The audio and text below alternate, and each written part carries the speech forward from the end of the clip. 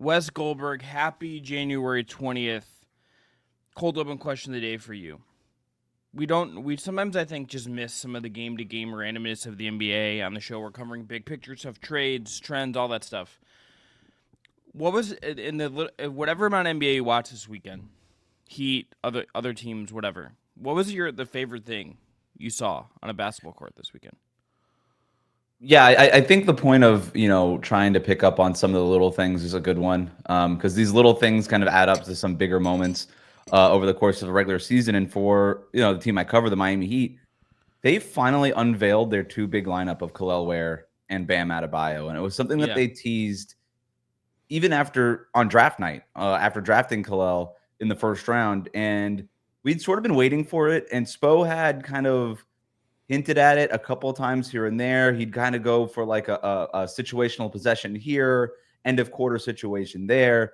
And everybody kind of locally was like, is this ever going to happen? Like, are we almost getting to the point where he's going to just roll this thing out? And then before the Spurs game against Victor Wembanyama, Eric Spoelstra was asked, hey, is this a game where you might experiment more with the two big lineup? And he said, yeah, you know what? I think we're starting to get a little bit more comfortable with it. We might go to it a little bit more often. And then halfway through the second quarter, boom, he unveils it for the first significant stretch all season, and it worked. The Heat went from down 5 points in that game to going on a 14-2 run. They led by as many as 27 points, I think, in that game, and they just basically cruised to a win. And Victor Wembanyama was out of sorts against Bam and Khalil Ware in that two big lineup. And so I think that's a very exciting thing, and it's interesting when a team, the Miami Heat or any other team, kind of does something that dramatically shifts their identity. Right? Because Miami had come into this year trying to shoot more threes, be a little bit more 5-out. Obviously, they got the Jimmy Butler thing hovering over everything.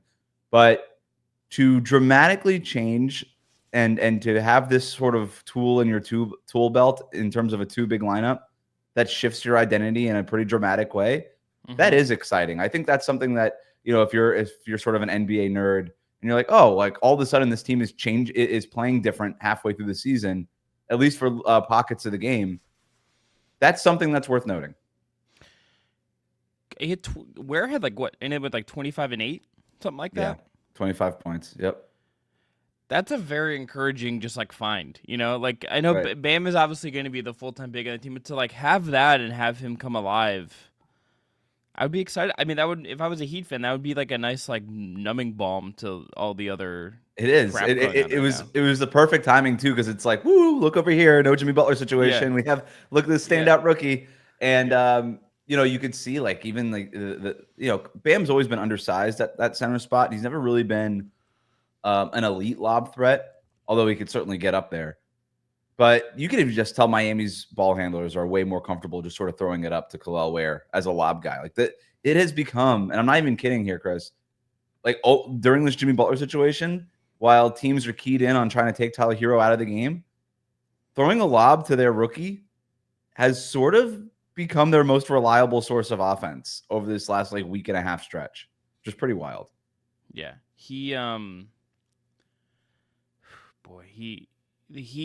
the Heat are one of those teams too, where it's like if you had to tell me okay, throughout a year, who are one of these teams that I'm gonna believe in, and they're gonna figure some of this out and find something like this, it's always gonna be the Heat to me. Mm-hmm.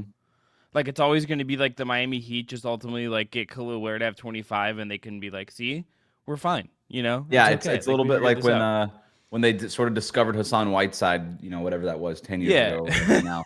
10 years ago.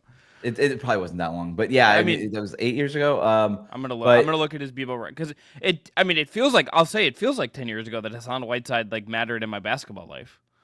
Yeah, and the Heat have not had a 7-footer like this basically since Whiteside. So this is just a whole new kind of thing for them. And you're right, there is almost a Bill Belichickian thing to what Eric Spoelstra does, in that you don't really expect the Heat to be playing their best basketball in October, November, or December, but you expect them to sort of work their way up to it. And then by March, they kind of have figured out what it is that they want to be doing.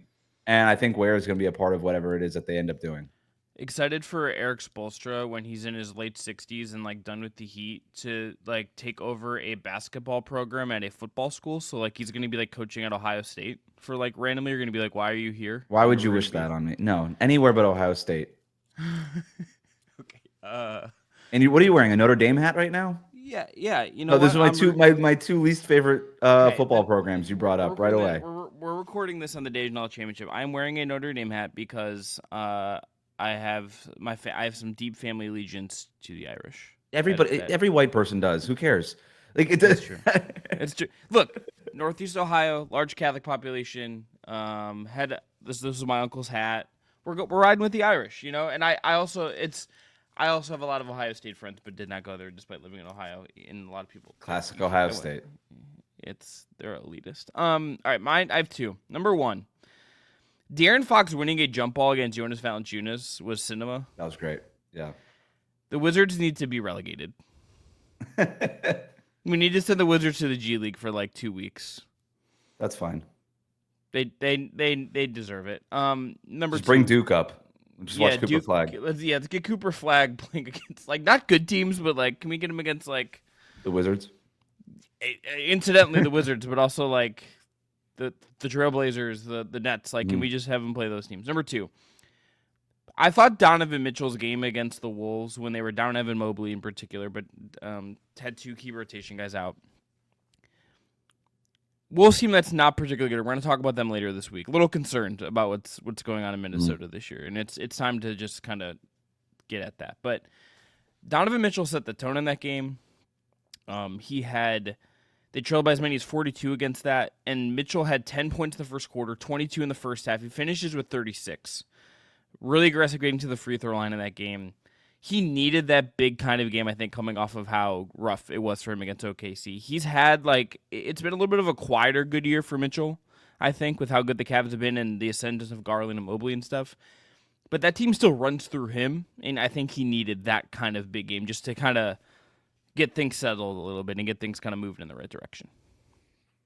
Yeah, I mean, as we're going to talk about a little bit later, I don't know how much his little slump here has impacted his All-Star case, but to be able to step up and just remind people, I've taken a little bit of a step back this year, but when the chips are on the table and the cards are on the table, whatever the phrase is, like I could still be dominant. I could still be the best player on the court, and I could still pop off, for a huge point total and carry us to a win.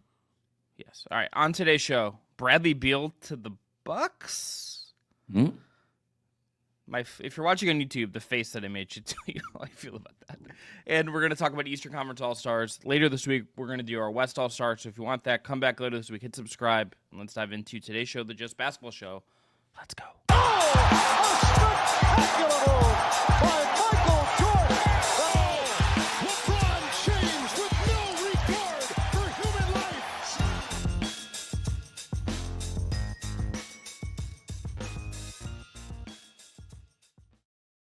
What is up, everyone? Welcome to the Just Basketball Show, your twice weekly show covering all things hoops.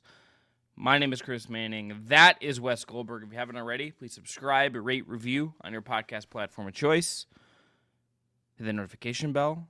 Find us on X, Instagram, TikTok. As it's back. It's still around, so find us on TikTok. But we are powered, by the way, by BetMGM. Yep, and if you haven't signed up for BetMGM yet, use the bonus code JustBasketball. You'll get up to $1,500 and a first bet offer on your first wager with BetMGM. Here's how it works. Download the BetMGM Sportsbook app on iOS or Android. Sign up using the code JustBasketball. Deposit at least $10. Place your first wager on any game, and you're going to get up to $1,500 back in bonus bets if that bet loses. Just make sure to use that bonus code JustBasketball when you sign up. Gambling problem? Call 1-800-GAMBLER. Must be 21 or older to wager. Terms and conditions apply. Wes, let's dive in. Mm-hmm. Bradley Beal. Mm-hmm. So I'm going to read the exact phrasing that Mark Stein used to report this because I think that's important here. Before we get too over our skis about this, I think the wording of what he wrote, it is one of like with Defector when they kind of like make fun of insiders for using like unreal language, like just like fake language. This is a little bit of that. I understand why this happens, but I think the language here is important. According to Mark Stein, this is from the CBS aggregation. So according to Mark Stein, while the Bucks have in the past expressed interest in Butler, they have been, quote, have been more frequently painted as a team likely to rekindle their previous interest in Phoenix's Bradley Beal if they intend to pursue a trade for a player in the $50 million range, end quote. So the quoted part is what Stein wrote. this doesn't feel real to me because it's other teams speculating that if they do a thing, we're like 3 steps removed here from the Bucks actually pursuing Bradley Beal. That's what this feels like a little bit to me. But if this is at all ends up getting traction and the Bucks to decide to go this way, I don't really know how they make it work in a feasible way that can satisfy the other teams in the trade. And like, i.e. the Heat. Like, the Heat aren't going to want to take back dumb money here. They would need a lot of picks, I think, to do that. You would know better than me. And 2, what would trading for Bradley Beal actually accomplish for the Bucks? I have no idea. I get that they want to make improvements. I get that this roster needs some juice. I get you have Giannis and Dame and Brook, and you want to go for it. Bradley Beal is not a solution. He was not a solution for Phoenix. He is, at this point, with the amount of money he's on and what he actually gives you for that money, someone that if you can get him to wait his no trade clause, he is used to move other pieces around on cap sheets. This is not a guy you add if you have serious championship aspirations. He is just not that player at this point. Yeah, so kind of when you kind of read these reports, you just ask yourself, like, remove yourself from the words on the page for a second and just let it does it pass the sniff test? And this just doesn't, right? Like, this idea that Milwaukee would be interested in Bradley Beal, a team that is already over the second apron, would have to jump through some hoops to get under the first apron or under that second apron into the first apron, which would give them the ability to go ahead and add somebody like Bradley Beal. And then you ask yourself, all right, well, Damian Lillard's making a ton of money. Giannis is making a ton of money. Beal's already making $50 million plus for the next 2 years after this year. I would presume that like somebody like Chris Middleton would have to be in this trade. Is like, are we sure Beal is better than like I would understand moving off of Middleton for somebody who was more available. That's not Bradley Beal. And so I don't really know what this would accomplish if you are Milwaukee. And yeah, maybe they had previous interest in Bradley Beal. So did Miami. And Miami, and every single time, has been like, nope, we don't want this guy anymore. We were interested before. That was 2 years ago. We are no longer interested in this. And that's why this just doesn't pass the sniff test for me, man. It's just like, I understand Milwaukee maybe being in on Jimmy Butler, because when Butler is right, he is a way better player than Chris Middleton is. And that is something that could potentially move the needle for Milwaukee. When Beal is right, he is not a way better player than Chris Middleton. He does some other things better, like he spaces the floor a little bit better. He's still a 40% shooter. He can handle the ball a little bit more. That's about it, you know. And I don't even know if he's like that much of a better. He's not a better passer than Chris Middleton, right? He's just somebody that could kind of dribble a little bit more. I don't know. It's very strange. So this is not the move from Milwaukee. This doesn't make any sense. This doesn't pass the sniff test. I'm not moving assets before we even get into the mechanics of it. Like, it just doesn't even make sense. Yeah, and like the mechanics of it are also why it doesn't make any sense to me. Like when I looked at the cap sheets when we decided to talk about this, and I was sitting down at my desk to prep, and was just diving in, like looking at the numbers. It's like, okay, Beal's making $50 million and has a no trade clause. The no trade clause, I don't think we can mention enough, because if he just decides, hey, I don't want to move my family in the middle of the season, right? Like that on his own, like that alone, he can just be like, yeah, F that. Like, I don't want to kills move the Milwaukee. trade. And that no trade clause moves with him. So Milwaukee would also be adding this no trade clause in a world where they are routinely walking on eggshells around Giannis about, hey, is this guy going to ask out? How long can we keep this guy happy? If he were to ask out at some point between now and the expiration date of Bradley Beal's contract, and Mark Bartelstein, Beal's agent, has made it very clear, we are keeping this no trade clause. There is no situation where we're letting it go. Which he should. That is like, yeah, no, for sure. But like if you're Milwaukee and Giannis asks out and you're forced to trade him and you're just stuck with Bradley Beal in a post-Giannis world, that's a nightmare. This doesn't make any sense. And it's not worth the risk. Everything in life is risk reward. Yeah. The reward is not worth the risk here. It's not even close. No. Middleton is also making $31.6 million. There is a $20 million less. Yeah. Okay, so you doing Brook Lopez included in this, and then trading again, that makes you worse. And you makes you worse. You aggregating like Portis, Connaughton, and Middleton. Like, what is that actually accomplishing? You're trading 3 pieces, one of which in particular, Connaughton, has really faded since the title. When Portis is Portis is what he is. He struggled this solid year. Player, struggled this year. Middleton, I think you probably should have traded him a couple years ago, and I probably think in retrospect, if you could have moved him, even if it was for less than Drew, and you didn't get Dame, I think that would have been a better way to go. I think ultimately that was like the path not taken by the Bucks that kind of put them down this path to me.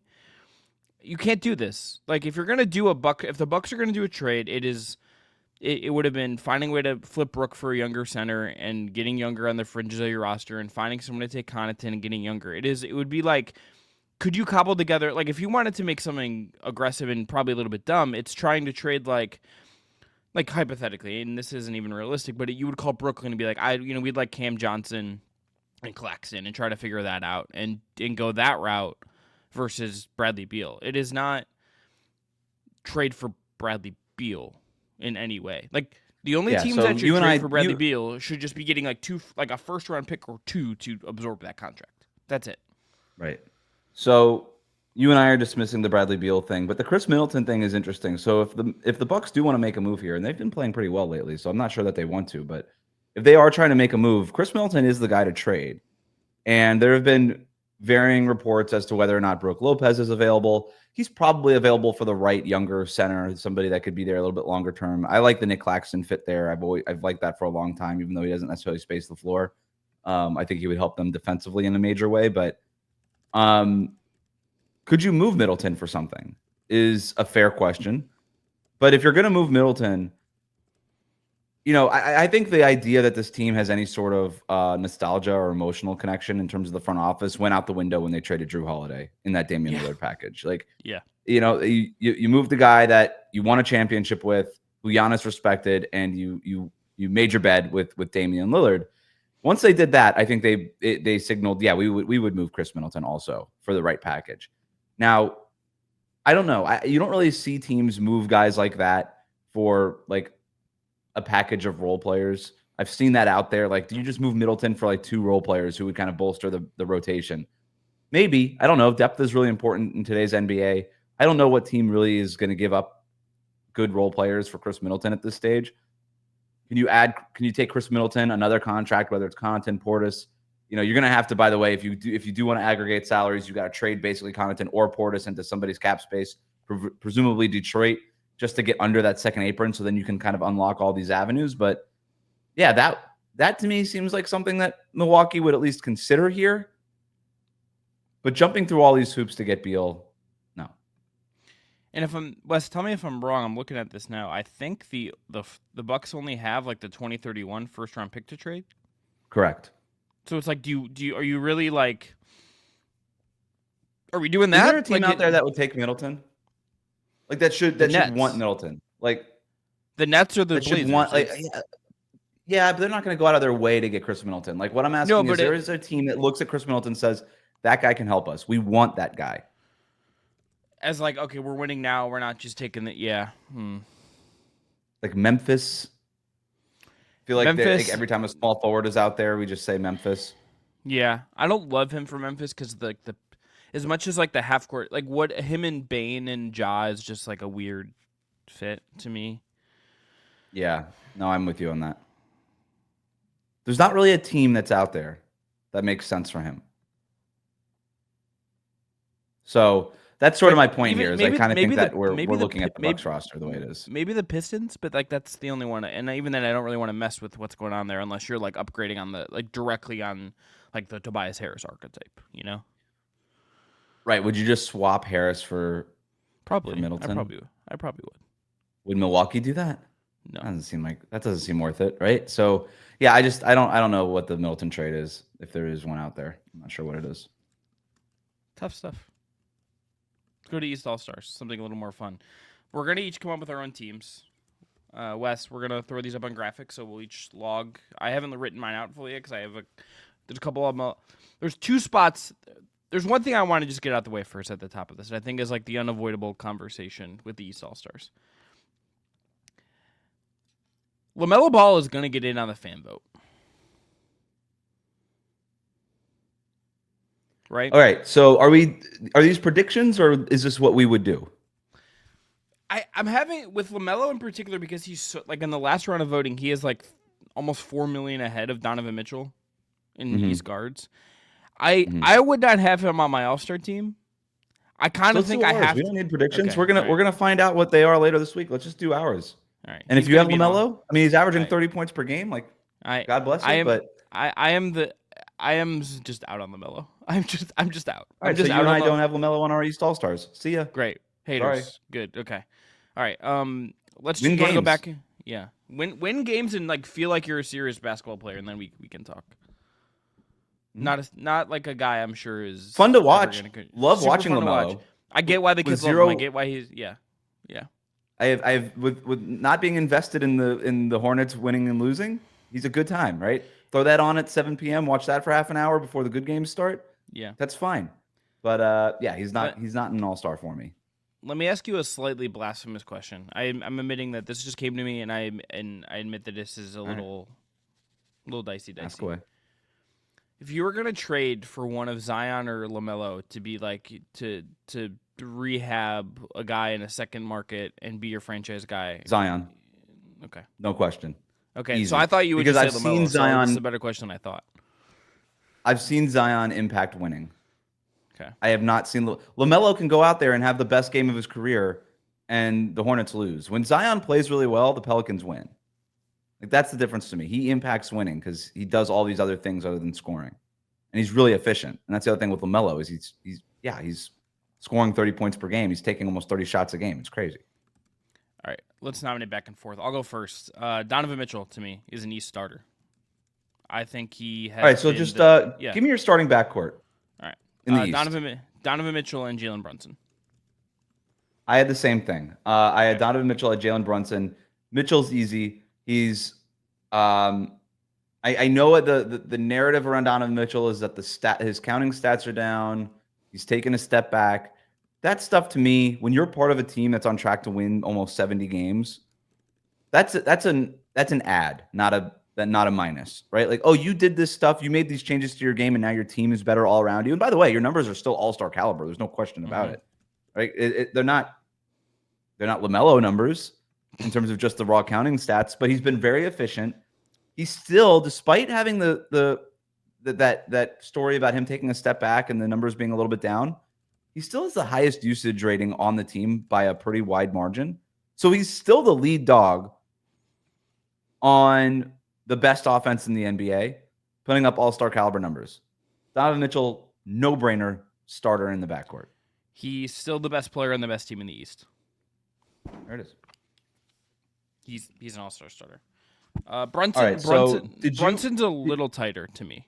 Okay, who did you? So I was between Jalen Brunson and Cade Cunningham. For Me this too, spot. and I feel like kind of a coward not putting Cade because I think he's been incredible. I think he should be a lock to be an all-star team, but Brunson is still just damn good. I almost think with what the Knicks not being maybe quite as good as maybe we thought, as Towns has kind of been the story there in a lot of ways. I feel like Brunson has taken something of a step away from the spotlight. He's shooting a little bit less this year overall, particularly from two. His scoring is a little bit down. His assists are up, but he's not had this like last year and the year before were really like the man Brunson. This guy's fucking awesome. This is like a franchise guy like that. He the last 2 years were him in the shine. This year it is kind of moved away from him, not because he's worse, just because I think there's nothing particularly new happening, I think, in what he's doing. But he's still the best advantage creator among guards in the East. Nobody creates an advantage for their offense. Nobody breaks down an opposing defense the way that Jalen Brunson does, right? He takes a couple of steps, gets 2 feet into the paint, and every defense is in shambles, scrambling to make sure, because he's got these awkward angles and these weird things that he does, and he draws all these fouls and all that stuff. So that's still what is driving a Knicks team that is 11 games over 500. Like, this Knicks team is damn good. And without Jalen Brunson, they're not what they are, right? Even Karl Anthony Towns, who we'll get to here in a second, isn't doing what he's doing if not for Jalen Brunson. He's still the straw that stirs that drink in New York. So, and so when it came down to him and Cade is averaging almost 24, 10, and 7 for a 500 Pistons team that we're all really enjoying. Cunningham is clearly taking a step, right? He is clearly taking a leap here this season. And so maybe he's actually weirdly getting more attention. The guy in Detroit is getting more attention than the guy in New York right now. I think NBA media pundits. I think at least But online, Uber online, like NBA media punditry at the very least. Sure. If sometimes when I kind of get into these situations, Brunson or Cunningham, and part of you wants to just give it to Cade, but just take a step back. Who's the better basketball player? It's Brunson. It's not Just close. Brunson. He's a better player than Cade Cunningham, so I gave it to him. All right. Let's front court. Let's go to front court. Okay. I This one was easy. have, Tatum, Giannis, Towns. Yep. Giannis, MVP caliber season. Nothing to add there. He's amazing. Might win the MVP this year. Jason Tatum, obviously best player on the Boston Celtics, second best team in the Eastern Conference by a record. He's averaging more points, more assists, and more rebounds per game than he did last year. His efficiency numbers are a little bit down, but this guy is carrying more of what Boston does now than he did last year. And it's been a little bit of a down Jaylen Brown season. Yeah. And one of the reasons we haven't noticed is because Jason Tatum has been so good. He has been consistently their best player. There's a lot less of those games, Chris, and tell me if you disagree here. Last year, there was a lot of, okay, today it's Jaylen Brown's team, and today it's Jason Tatum's team. Like today, Jaylen Brown is the best Celtics player. This game, Jason Tatum is the best Celtics player. There have been a lot fewer of those games this year. I pretty much consistently come away from every Celtics game being like, yep, Tatum is their best player. And that's not to say that I never thought that Tatum wasn't their best player last year. I'm just telling you, like, from the product on the court on any given night, there was games where Brown looked like their best player, right? Including the NBA Finals, where he looked like their best player. He won Finals MVP. So there have been a lot fewer of those nights this season where you come away thinking, yeah, no, it's pretty much clear that Tatum is their best player on every given night. Yeah, and I feel like it is setting up for, like, if the Celtics are going to go on, like, a playoff run again, it's going to feel because of, like, it's going to be like the Tatum playoff run.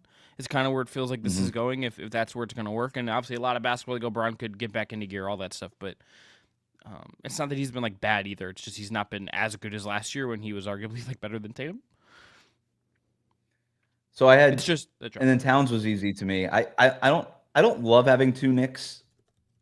I don't either. Instead of, like, we have one Cav, one Celtic, two Knicks, but at the same time, the Cavs and the Celtics are where they are also because they're star power, but also because of their depth.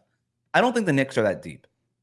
I think New York media has tried to convince you that maybe the Knicks are really deep. I don't think they're that deep. I think they're here because their top two players are awesome. They were deep, and they're not as deep anymore. Like, they kind of eschewed. Yeah, and I think, like, Mikal Bridges is fine. Like, he has a really good game once a week. OG Anunoby is who he is.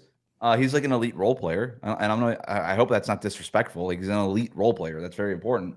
But Cat, he's having his best offensive season by far of his career. When you look at the numbers, the efficiency stats, the advanced metrics, everything, by far and just watch the eye test. It's the most well-rounded he's ever been offensively. This is not a guy who is basically beholden to a pick and pop and a couple post-ups every game. This is a guy who is creating offense, who has gotten so much better after that pump fake and that drive, where in the past, it always seemed like his limbs were going everywhere and he was getting called for offensive fouls and everything when he was driving. He is so much more under control now, right? When he hits that pump fake and he gets to the basket, pump fake, two dribbles at the rim and a dunk. He's so much more physical this year now. And not only are you seeing that on the offensive end, but you're also seeing that in his rebounding. These are easily the best rebounding numbers he's ever posted. His rebounding rate is all at career highs. He's on the offensive glass. He's dominating the defensive glass. Everything that you worried about in terms of the Knicks when they made the Karl-Anthony Towns trade, when they lost Isaiah Hartenstein, Towns is making up for that. He's making up for that. I think he has the best defensive rebounding rate in the league. I think I have that right at like 35%. So he's been great. He's been great for them. He's been phenomenal. He deserves to be a starter in the All-Star game. This is the version of Towns the Wolves never fully unlocked, for whatever the reason. Maybe it was just like the creator kind of absence for a lot of his career there. Like, it was D'Lo and Conley and Ant as a young player. Like, it was never quite like feeding Towns to this degree and really putting stuff on a platter for him in a way that accentuates him. And like the other guy for me in the East, if we're gonna just for sake of an argument here, I would look at Mobley, right? I think Mobley has been one of the three best defensive players in the league this year. He's on the best team in the conference. And you go to like dunks and threes, and you look at and you do like just a broad look at those numbers as a starting point, and you think about it. That's usually how I start these processes. Towns has got he's a full win expected plus. He's a full expected plus minus point better per 100 possessions. That's a big gap. That is a big gap. 1 point per possessions at that level is big. He's playing way more minutes. He's playing like 8 more minutes a game than Mobley. That counts for something. Mobley is a much better defender, but the how good Towns has been offensively, particularly from three, is just like skewing the value in how we're measuring this right now. The rebounding advantage also big. Now Towns is playing by himself with no center. There's Allen there in Cleveland that I think dings Mobley a little bit, but for opportunity. But how good Towns has been on offense and what matters in the league right now tilts this towards Towns to me. Mobley isn't going to be an all-star. We'll get to that. But Towns, I think, has to be the starter, even if two Knicks feels kind of weird. I would be surprised. I mean, I guess LaMelo and that whole fan vote thing can throw it off. He might end up starting here. I think LaMelo is going to start. And look, here's the thing. Caring about the All-Star game and ultimately caring about who ultimately starts is silly. It's one of the things you can't control. And it's not that game is not for you or I, or it's not a good basketball weekend. It is there to have people that are having fun. Is it sometimes stupid in my mind that I'm kind of being hypocritical here, but is it kind of stupid sometimes when random guys get in or guys clearly are better or on better teams and don't get recognized? Yeah, I get why players would be grooved by it, but ultimately the right guys will get in and it'll be fine and we'll forget about it. But I wouldn't have. It wouldn't be the worst. It wouldn't be a travesty. Anyway. No, I don't. It would not be a travesty if LaMelo made it, right? He's averaging almost 30 points per game. God, man, he really is taking. The guy's taking 24 shots a game. Come on, what are we doing here? He's shooting 42%. This is, you know what? It is a problem. I know what you just said, but he's 7.5 in assists to 4 turnovers. That's not a great assist to turnover ratio. No. For your lead point guard taking that many shots, it's the Hornets are getting outscored in his minutes on the court. I don't know. I still think Brandon Miller might be the best Charlotte Hornet. Just if you had to give me one Hornet, I might take him.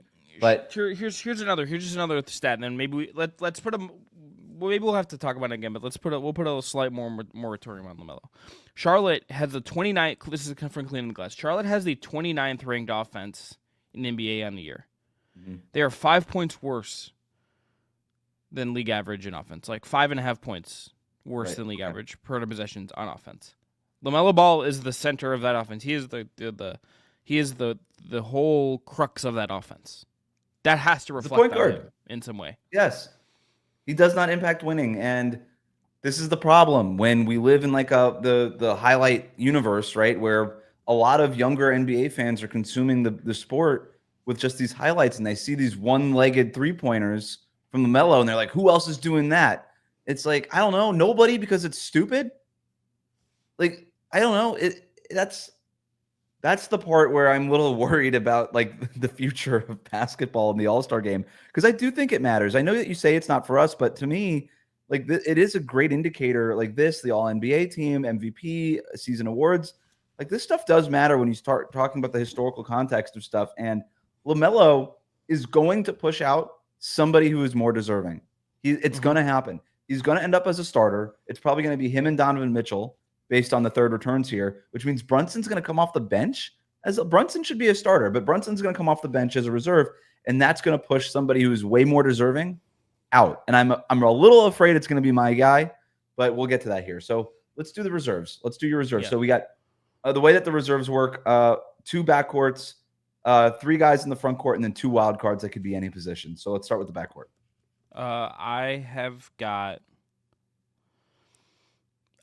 I've got Cade Cunningham as number 1 with a bullet. Who's your other one? I have Trey. Okay. I've got Cade easily. We already did the Cade argument. I've got Garland. Why did I put? Oh, I have Garland. I put Garland as a wild card. I don't know why I did that. That's okay. I have Garland as well. I'm just going to select Garland in here. All right. I don't know. He's like one hot streak away from a 50-40-90 season. He's at 49.9 from overall or something. It's crazy. He's one good week away from being at 50-40-90. He's awesome. He's been efficient. I have no problem. All the advanced metrics bear it out. He's super important. He's just not as important as Donovan Mitchell, but I'm not going to hold that against him because Cleveland is this good. They're, again, on pace to win 70 games. I'm putting Garland here. This was easy for me. Garland is proof that sometimes we get ahead of ourselves in like taking one season as a whole of what a guy is. Like we just kind of like lock a guy in, and I get why we do that because we're watching so much basketball. It's very immediate. But he had like the season from hell last year with a coach who just I don't think fit him at a certain point. Yeah, and the broken jaw and everything that was going on with him. Yeah. Yeah, he had to like walk around Paris like with a blender to get his food blended up and like so he could consume calories Through the via wire, liquid. man. Yeah. If you told me I had to go to Paris and like only Couldn't like eat- like couldn't eat croissants and beignets and whatever. Or that's and like go to like whatever. nice restaurants with NBA Yeah. player money, that'd be devastating. It's horrible. Tough life. Yeah. So we have those guys. Front court. You want me to give you mine? I can go. Mobley, Jaylen Brown, Franz Wagner. I had the same three. Jaylen Brown was my last one on. I agree. But I went Mobley, Franz, and Yeah, those were the And easy ones Jaylen. for me. We did the Mobley thing. When you said he was been a top 3 defender, you might be underselling it. it's maybe best defender not named Victor Wembanyama in the NBA this Right. season. So he's been sensational. His leap has been right there with Cade, right? I think to me, I look at the most improved award at the end of the year, and that's not the show we're doing today, but it's Cade and it's Mobley for me in terms of now that the most improved award has become good player taking star leap award. It's those two guys for me. Franz Wagner, if I would have told you going into the season that he was going to be averaging more points per game than Zach LaVine, Jaylen Brown, Trae Young, Pascal Siakam, like, what would you have said to me? I would have been I would have Donovan both Mitchell. He's averaging more points than Donovan Mitchell. I would have been like a little bit surprised. I think I would have wondered what happened to Paolo, which obviously Sure. he got hurt. I would have been like, okay, then he is he has evolved. Like that next step for him has come. That's what I would have been surprising. I don't think I would have seen it coming. I don't think anyone Nobody would would have have had that. predicted it. No. No, and so And he's still been- not like he's also like still not a good 3-point shooter is the thing. he's so good below the arc, though. He was Yeah. so dominant. It's He making took a up step for up it. as a playmaker. Defensively, he was really locked in. I thought even more than last year. He was awesome, and he stepped in. I would love to have Paolo on here, but he's only played 10 games. He's not going to play enough games. That matters to me. No. Even though it's not, I don't think it's technically part of the criteria for All-Star, but it matters when we're talking I about mean, who we're choosing. already at the point where like I know Luca and now Ja are both out of like the award discussion and for the Yeah, year. for and it's regular like, season you know how awards. like Yeah. weird All NBA might be this year It's going to be at this strange. rate. It's gonna be Cade weird. might get on it. Yeah, so I had those three. Wild cards. So, Trey. I have Trey as one of them for me. all right, I did not have Trae Young. Good. We needed some differentiation here. I didn't even really think about him that hard. He's shooting 40% overall. I realize that the Hawks are good, but I had a Hawk on the bubble and ultimately didn't make it, so I have no Atlanta Hawks on my All-Star team. But the guy I was looking at was Jalen Johnson over Trae Yeah. Young. Averaging almost Yeah. he's like 20, 10, and 5 or whatever it is. Like that guy has been great for them, but it's been a little bit of a games played thing with him, even though it's not been as bad. And ultimately I just couldn't put him over my 2 wild cards. Because to me, I also am like, in a better front court year, had Joel Embiid been healthy, had Paolo been healthy, maybe he takes Franz's spot here instead. But like, I don't know that Jaylen Brown would have gotten on my All-Star team. Yeah, Like, this probably is not a didn't- great wouldn't. Jaylen Brown year. So he just made it because like the front court is kind of weak in the Eastern Conference, and he's been okay enough where I can put him on there. But I did consider putting Jalen Johnson in over him, but I couldn't get there. So So- who's your first wild card? Damian Lillard. I don't have Dame. His stats are awesome. I know that it's been sort of a weird year for Milwaukee, but if you look at this roster, and I know we just started talking about it with this Beal stuff, but like there's 7 games over 500, and the only reason why is because Giannis and Damian Lillard are good. Like the rest of that roster has not been up to expectations, but Lillard and Giannis have been dominant. So I have Dame. He's been great for them. He has. Yeah, he has. I didn't have him quite there. Maybe him and Trey is probably that flipping those. I think could be controversial. I think us kind of issuing LaMelo in this whole conversation is somewhat controversial. I think you could go a lot of different ways. The end of the East is also the thing when I was looking at it. I think there's like a lot of actually like pretty good candidates. Like on a long, if you made like a long list of East candidates, like some of the guys that aren't going to get there that are having like sneaky good years or have turned it around of late, but it won't be enough. There's like a lot of pretty decent candidates. Well, can I ask you especially the at guard Trae spots. Young versus LaMelo thing? Yeah, Is that just because Atlanta is they're in the winning. I mean, play-in mix? it's more than, and I feel like the way Trey has played this year, I feel like he is like elevating Jalen Johnson and like elevating Okongwu and like helping that team function in a way that LaMelo is not helping his team function. He is leading the league in assists. Kate is second. And But yeah, he is leading the lead in assists. So yeah. I would go Trey Young, even though he's shooting worse percentages than LaMelo is. Like he's shooting 40% this year, 34% from 3-point range. Those are worse than LaMelo. LaMelo's at 42%, 30. Well, LaMelo's a little bit worse from 3-point range, but his overall shooting percentages are worse. But his assists are better. His assist to turnover ratio is better. He's also on a winning team. I agree with you. I think he's making a more impact. He's making a bigger impact on winning. He's getting his guys involved and stuff. So I would probably go Trey Young over LaMelo if I had to go with either of them, but I ultimately went with none of them. All right, and I'm going to be wrong. Yeah. Both of them are probably going to make it. So yes, we're going to be wrong. Some of the names I want to shout that aren't on mine, they didn't ultimately make it for me. Jared Allen, Zach LaVine, Tyrese Halliburton, based on how he's played of late, LaMelo Ball. I think the numbers Jalen Johnson on that long list. Those are some of the names. Maxey, I think, would be the other one that I think have all kind of come close on that long list. Yeah, my last wild card. I didn't consider. Maxey's numbers have been fine. I didn't consider even a little bit anybody from Philadelphia because of how much of a nightmare that year has been. 6 in a row. So wait, who did you give me your 2 wild cards, or did you just give me your honorable mentions before you gave me your last? Those are my honorable mentions, but my wild card is Tyler Hero. That's also mine. I got Tyler Hero. He's been. I mean, we've talked about him, and we made a really, I think, good case from last time we talked about this, and did like kind of a check-in. But Hero has been the revelation of the Heat this season. If there is a saving grace of the Heat season, it is what Tyler Hero has done and what he's showing he can be this year. That's the saving grace. Yeah, and really makes you wonder like what this could have looked like had you gotten, Jimmy Butler before not getting the contract extension, a good Bam year, and then this version of Tyler Hero. If you would have gotten all this together last year, what kind of run could Miami have made? Is a fair question. So, but the fact that they're getting this from Tyler Hero now is great. It bodes well for whatever this looks like post Jimmy Butler. And he's taken, you don't really see guys dramatically change their game the way that Tyler Hero has. We think about Tyler Hero as being young. This is his 6th NBA season. He's been in the league for half a decade. You don't really see guys who have been, 6th man of the year, gotten a $20+ million a year contract. You don't really see them be like, yeah, now I'm going to change my game. Because everything that they've done to this point has, you could argue, worked for them, at least selfishly. And for Tyler Hero to just be like, you know what? I'm gonna cut the long twos out. I'm not gonna be this mid-range guy. I'm really gonna lean into the 3-ball, lean into an efficient shot chart. Tyler Hero has said, I basically want my shot chart to look like Steph Curry's. And for him to actually say that and then do it is remarkable, considering that this is not how he's played in his NBA career, nor in his college career, going into college. Like, this is not how he got here. This is not how he achieved this level of success in his life.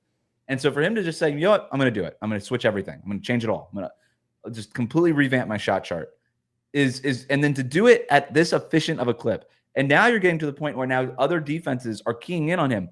They had the Spurs over the weekend, had Stephon Castle face guarding Tyler Hero. They were guarding him the way that they guard Steph Curry. Like, don't even let him get the ball. When he crosses half court, he is seeing a body. He has become the number one guy that opposing teams game plan for when they play the Miami Heat. Not Jimmy Butler, not Bam Adebayo. They game plan for Tyler Hero. Their defensive scheme is based on taking Tyler Hero out of the game. And the great thing that I like about Tyler Hero, and this doesn't get talked about enough, is it's not just the scoring. The guy's averaging 6 rebounds and 6 assists a game thereabout. Like, he's impacting the game in other ways too. He's getting to the foul line more. He's getting to the basket more. Like, it's not just the 3-point shooting that gets all the headlines for him. He has become a really well-rounded player and a guy who really impacts winning in a meaningful way. And that's why he was on my All-Star team over LaMelo, over Trey Young. He's better than those guys right now. He just is. And maybe the kids don't want to hear it, but he's making a bigger impact than those guys are on his team. Yeah, I could not agree more. He's been like in a year where, like, if you would say, okay, who's going to be the one Heat All-Star, I would have guessed, it's going to be Bam Adebayo, who I think is still ultimately, like, to me, like, the best, most important player on that team. Yep. But it hasn't. It's been kind of a weird Bam year. It's not been the Bam year you would have expected. There's something I think related you could get into with what's going on with Jimmy there. But it's been hero season there, and like whatever they do with this Jimmy situation, I'm more optimistic if they can thread this needle correctly. Like there's a really interesting path forward with Bam, hero, and whatever they can turn this Jimmy thing over into. If they go get another star, whatever it is, there's something interesting coming for the Miami Heat. I really hope Tyler gets on the All-Star team because I really do think he's deserving of it. If we assume that LaMelo gets one of these starting backcourt spots, that pushes probably Brunson into the reserve. So now we're looking at having to get rid of one of these guards between Cade, Garland, Lillard, Hero, Trae Young, and Brunson. Like two of those guys aren't going to make it. And I do think it'll be really interesting to see how coaches approach this. Are they going to just head nod to Trae Young? You're sort of a perennial all-star. We're just going to give it to you. Do they actually push Garland off because Mitchell made it? That could be a factor also. Or do they just say, you know what? We're not going to give it to Tyler Hero. I don't know. But the way that opposing teams have treated Tyler Hero this year, it feels like there's that respect level there. So I wonder if they're going to make sure that he gets on. Because I think that there's an appreciation for what he's done and sort of the career turn that he's made here. But we'll see. We'll see if he makes it. I think he should. And I'll be very upset if he doesn't, but we'll see what happens. Yes. All right, let's recap. Our starters, we're very chalk here on this version. So let's see if the West is a little more or less. Yeah, we have the same starters. Yes. Donovan Mitchell, Jalen Brunson in the backcourt, Tatum, Giannis, Towns in the front court. Our benches are the same. Your bench. For my bench: Cade Cunningham, Darius Garland, Evan Mobley, Franz Wagner, Jaylen Brown, Trae Young, and Tyler Hero. With Trae Young being the one difference. Wes's bench: Cade Cunningham, Darius Garland, Evan Mobley, Franz Wagner, Jaylen Brown, Damian Lillard, and Tyler Hero. So we differed on one player. Yes, we differed on one player. We'll throw a poll up on YouTube. We'll throw this up there. People made it to the end. You can get a for the good. Who is the biggest snub from the Just Basketball All-Stars? Yeah, so I guess you put LaMelo, Jalen Johnson. I don't know. You gonna put Jared Allen on there? I don't feel strongly enough about anybody else. Like none of the Sixers. I don't even think Jared Allen can at least. Yeah, maybe put Maxey. Let's do Maxey. We'll do four. We'll do LaMelo Ball, Jalen Johnson, Jared Allen, and Tyrese Maxey. Those are the four. I don't even think Allen's been honestly at times that great this year. Not been my favorite Jared Allen year. Boston fans will be like, you didn't even talk about Derek White. You're right. We didn't talk about Derek White until just now. So sorry, not an all-star. Yeah, we didn't. John Krause's payment didn't go through. Can we just let a player be? Can we just acknowledge that this player is good without having to shoehorn this whole Boston media mafia thing? He's not just good; he's an all-star. It's he's good. I'll give you a more obscene one as a tease for Thursday's show, which will be again Wolves conversation and Western Conference All-Stars. I saw a very serious, someone absolutely incessant, that Ivica Zubac should be an all-star in the Western Conference. We'll see when we get into the front court. I don't know. We'll see. I'm just going to say. I'm not ruling it out. I'm going to tell you. I like Zubac a lot. He's not on my long list. I haven't done the work on it. I already have my long list. Okay. Wes is Wes is I think there's two That's how you tease. Clippers with better with better chances. Shout out Chris Dunn. All right, that's going to be it for today's Just Basketball Show. Back later this week. Thanks everyone for tuning in. Shout out to BetMGM. Enjoy the hoops. We'll talk to you soon.